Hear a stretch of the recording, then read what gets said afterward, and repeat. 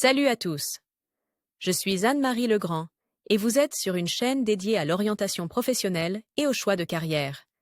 Si ce sujet vous intéresse, abonnez-vous.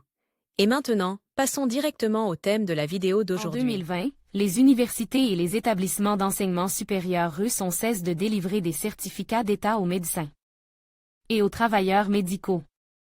Auparavant, ce document confirmait le droit d'un travailleur médical à exercer des activités professionnelles dans des établissements médicaux publics et commerciaux.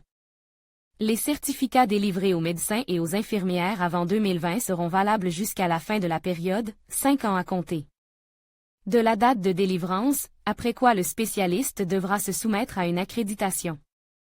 Par ailleurs, le Centre d'orientation professionnelle ProfGID a récemment mis au point un test d'orientation professionnelle précis, qui vous indiquera les professions qui vous conviennent et vous donnera des informations sur votre type de personnalité et votre intelligence.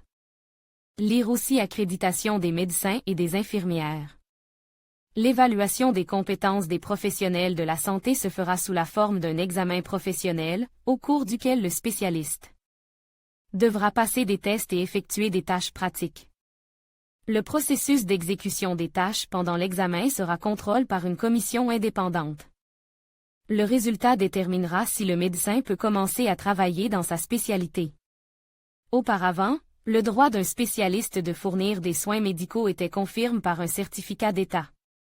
Tous les 5 ans, le certificat devait être renouvelé, ce qui obligeait le médecin à suivre un cycle de certification, cours de recyclage.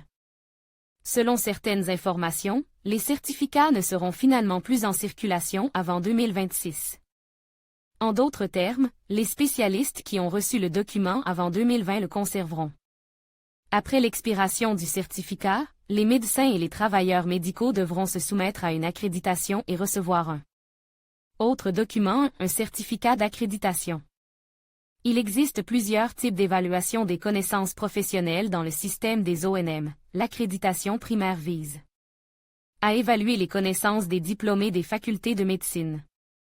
En 2016, les diplômés des facultés de pharmacie et de dentisterie ont été accrédités. C'est ainsi qu'a commencé l'introduction progressive de nouvelles normes de formation médicale. L'année suivante, en 2017, les diplômés des facultés de pédiatrie, de médecine préventive, de biophysique médicale, etc. ont été accrédités, et 1 an plus tard, un certain nombre de spécialités de l'enseignement médical secondaire ont été accréditées. En 2019, les examens prévus par les nouvelles règles ont été passés dans 6 spécialités de masse qui sont les plus importantes pour les soins de santé russes, cardiologie, neurologie, médecine générale, médecine familiale, oncologie, pédiatrie, thérapie. À partir de 2020, tous les diplômés des écoles de médecine seront accrédités.